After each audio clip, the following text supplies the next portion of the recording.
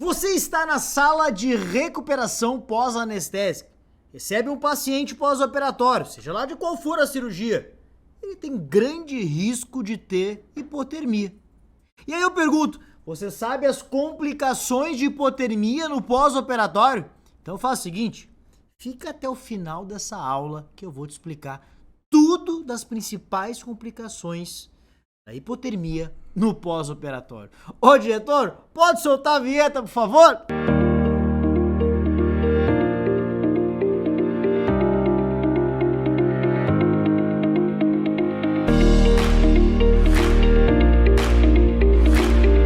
Sejam muito bem-vindos ao canal Enfermagem Protagonista. Meu nome é Rafael Buquerque, o Prof. Rafa, e hoje vamos falar de um assunto muito importante, que sempre aparece no plantão e detalhe, né? Que sempre aparece também nos concursos. Sim, as complicações da hipotermia. Muita gente sabe o que é hipotermia, mas não sabe as principais complicações. Eu vou te dizer. Mas antes de a gente seguir nessa videoaula, faz o seguinte, deixa teu like pra gente entender que tu gosta de estar aqui com a gente, gosta de acompanhar o nosso canal. Não esquece de te inscrever no nosso canal, tem videoaula nova toda quarta-feira, videoaula nova todo sábado que a gente corrige questões de concurso e também aula ao vivo toda segunda às 20 horas. Então, não te esquece disso. E claro, compartilha essa videoaula com o teu colega da faculdade, do curso técnico. Coloca lá, joga lá no grupo do WhatsApp que eu tenho certeza que eles vão gostar desse conteúdo porque não nos falam aí nos cursos técnicos e na faculdade. Vamos então falar das complicações da hipotermia. Vem comigo. A hipotermia, ela é definida das principais literaturas e recomendações com a temperatura, então, lá do paciente adulto menor que 35 graus Celsius. É obviamente que o paciente que está na exposição ao frio, ele vai, consequentemente, diminuir a sua temperatura corporal. Lembrando que uma temperatura corporal deve se manter entre 36,1, 36,5, essa média aí que fica na temperatura corporal de um paciente adulto. Bom, lá no pós-operatório, existem várias causas para o paciente ficar hipotérmico, baixa temperatura. Como, por exemplo, vamos lá, a falta de mobilidade, ou seja, a imobilidade, ele fica parado numa cirurgia, não fica parado, e, consequentemente, existe também o ar gelado da sala. O tempo de cirurgia, quanto mais tempo ele fica em cirurgia, maior a probabilidade dele desenvolver a hipotermia, tanto no transoperatório como também no pós-operatório. Sangramentos, lá no nosso sangue, a parte líquida do nosso sangue é chamado de plasma. O plasma é ele que consegue manter o nosso calor, é ele que distribui, ajuda a distribuir o calor pelo corpo. Quando o paciente tem um sangramento, uma hemorragia, ele perde calor, porque ele está perdendo sangue, está perdendo plasma, consequentemente perde calor, baixa a temperatura. A própria hemodinâmica do paciente. Pacientes em cirurgias, e claro, cirurgias de médio e grande porte, que é mais de 2 horas, 3 horas, 4 horas, assim por diante, eles ficam com a hemodinâmica prejudicada. Hemodinâmica nada mais é do que o volume de sangue circulante, a perfusão desse paciente, como é que esse sangue chega nas extremidades. É por isso que existe o anestesista que está fazendo o controle também, né, dessa situação hemodinâmica do paciente. Então, a hemodinâmica prejudicada na cirurgia em si também é um fator para desenvolver hipotermia. Como eu falei para vocês, a própria sala fria, a sala tem que ser, uma sala cirúrgica, para quem já trabalha sabe disso, né? A sala cirúrgica já é mais fria, tem que ser mais fria, porque um ambiente quente, úmido, ele é mais propenso a ter bactérias, fungos, se desenvolverem micro-organismos. Por isso que a sala tem que ser o quanto mais gelada, melhor para que não haja infecções, por exemplo. E claro, isso a gente tem que manter um controle adequado. Imagina um paciente com uma laparotomia, com o abdômen aberto, os órgãos abdominais esterilizados, a sala fria. Ele tem muito mais probabilidade de desenvolver uma hipotermia, tanto no transoperatório e depois, claro, lá no pós-operatório. Então, a própria sala também pode ocasionar uma hipotermia no paciente. Isso nós chamamos de uma troca, né, de temperatura por convecção, já anotem aí, tá? E claro, a enfermagem vai precisar ser ativa no cuidado nesse paciente pós-operatório. Vocês aí que trabalham já na sala de recuperação pós-anestésica, enfermeiros, professores, técnicos de enfermagem, sabem que tem que ter muita atenção. Mas eu conheço também muitos profissionais, porque eu trabalhei anos na sala de recuperação, como técnico e como enfermeiro, conheço muitos profissionais que acabam desdenhando, não dando a devida importância para uma hipotermia no paciente. Ah, ele tá tremendo, é normal, é da anestesia. Não é tão normal assim, e nós da enfermagem temos que ter uma busca ativa para que evite que o paciente tenha hipotermia, ou que se tiver hipotérmico, a gente tome uma atitude, claro, para que esquente, para que volte a temperatura normal. É bem importante a gente falar essas coisas, porque a gente acaba, na realidade, muitos profissionais até acabando fechando os olhos, os ouvidos para a hipotermia. Aqui eu trouxe para vocês, bem legal, que isso aqui quase nunca nos falam, sobre o sistema suíço de estadiamento de hipotermia, chamado de SSS hipotermia.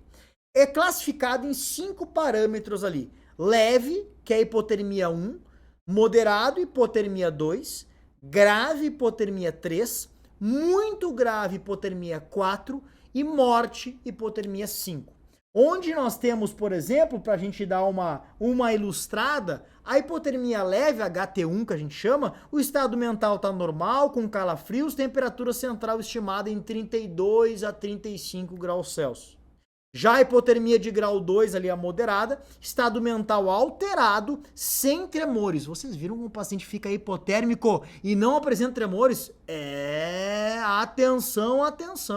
Temperatura central estimada ali de 28 a 32 graus Celsius. Já a classificação de grave, que é a hipotermia 3, H3 ali, HT3, o paciente já fica inconsciente, temperatura central estimada de 24 a 28 graus Celsius. O negócio está começando a piorar. Já na classificação muito grave, HT4, morte aparente, temperatura central de 13,7 a 20 graus Celsius. A ressuscitação pode ser possível. A gente atuar aí na ressuscitação desse paciente, claro, vai ter que colocar também, com certeza, um soro quente nesse paciente aí, né? No venoso mesmo. Morte, consequentemente, ali no HT5, morte por hipotermia irreversível, temperatura central menor que 9 a no máximo 13,7 graus Celsius, e a ressuscitação não é possível. Então, é um sistema que é legal a gente ter, é legal a gente saber que isso aqui cai em concurso, e também é algo que a gente vai classificando o nosso paciente caso a gente conviva ali com pacientes no pós-operatório e que, claro, que porventura possam ter hipotermia. Agora, falando das complicações, é bem legal nós falar o seguinte: nós temos lá no centro do cérebro algo chamado de hipotálamo. O hipotálamo, ele é o centro de várias funções: centro da sede, centro da libido e o centro da temperatura, assim como também o centro do sono, por exemplo. Lá ele controla, como se fosse lá, vamos dizer assim, um gerador que controla a nossa temperatura. É claro que tem outros fatores, lembra que a gente falou? O plasma na parte líquida se distribuindo, a própria pele, a quantidade de pelos que nós temos e podendo perder calor, por exemplo, para o ar. Mas a gente também tem um controle central lá no hipotálamo, em que ele controla, então, ele faz uma verificação e vai mantendo o equilíbrio da temperatura. Tanto que vocês devem saber também, pacientes que têm traumas neurológicos acabam, por exemplo, ficando hipotérmicos ou hipertérmicos. Isso vai depender da situação do trauma, como foi. Mas o que eu quero falar para vocês? Essa hipotermia, não importa se ela vem central, de onde é que ela é, qual foi a causa, a gente não deve deixar o paciente hipotérmico, porque existem duas principais consequências, complicações. Uma delas eu vou mostrar para vocês aqui, é o risco de sim atrapalhar, prejudicar a cascata de coagulação, ou seja, prejudicar a coagulação do sangue, ocasionando o quê? Uma alteração nas plaquetas. As plaquetas são aqueles elementos figurados do sangue que fazem a coagulação do sangue. Forma trombos, e que para um paciente é muito importante, paciente pós-operatório, formar trombos, claro, para estancar sangramento. Ele recém fez uma cirurgia, não é verdade? Recém teve lesões em locais determinados. Então ele precisa dessas plaquetas. Só que o frio, a temperatura baixa, a hipotermia no paciente acaba prejudicando o processo de coagulação, que consequentemente, claro, obviamente vai fazer esse paciente ter maior risco de sangramento, maior riscos de hemorragia. Vocês viram como é importante saber das consequências da hipotermia? Agora, olha essa outra consequência, outra complicação da hipotermia. Olha o coraçãozinho ali. O coração, ele atua num ritmo, certo? Tum-tum, tum-tum, lá tá ritmado, átrios, ventrículos, átrios, ventrículos. O que ocasiona é que a hipotermia pode fazer com que esse coração fique arritmado, ou seja, da arritmia cardíaca. Esse coração sai fora do seu compasso, o que não é nada bom para um paciente pós-operatório e, claro, pós-anestésico, que fez uma anestesia, principalmente anestesia geral. Imagine só que o paciente fez uma anestesia geral, tá lá se recuperando, diversas substâncias, né, que estão no organismo, de medicamentos, fora outros medicamentos, e aí, por conta da hipotermia, por conta de mau cuidado, por conta de má observação da enfermagem, da equipe médica, da equipe multidisciplinar, acaba que esse paciente lá resulta em arritmias cardíacas. O coração fica descompensado, vai prejudicar a parte de sangramento, vai prejudicar a parte de distribuição de sangue, vai ter uma perfusão inadequada, pode desfavorecer sangue para o cérebro e, consequentemente, obviamente, né, gente, faltar sangue no cérebro, vai faltar oxigênio cerebral e isso vai prejudicar todo o quadro clínico do teu paciente. Vocês viram como é muito importante. E claro, para que a gente finalize aqui, para que vocês não deixem o paciente de vocês hipotérmicos, sempre lembra, se ficou hipotérmico, não viu por algum motivo, coloca cobertas, 2, 3 cobertas se for necessário, pegue aquecedores, estiverem disponíveis no teu local de trabalho, soros aquecidos, desde que prescritos, obviamente, é prescrito pelos médicos, pode ser feito, sim, soro aquecido direto endovenoso, que ajuda a distribuir a temperatura nesse paciente, mas claro, sempre nós tratando a prevenção dessa hipotermia. Chegou a receber um paciente lá na sala de recuperação, tapa ele, cuida da temperatura dele, para que não haja essas complicações. Certo, protagonistas? Mais uma videoaula de toda quarta-feira para vocês. Eu convido vocês para curtir essa videoaula, compartilhar, porque muita gente não sabe desses riscos da hipotermia e não te esquece de se inscrever no nosso canal. O diretor ele vai deixar mais 2 videoaulas para vocês continuarem trilhando no canal Enfermagem Protagonista. Até a próxima. Tchau.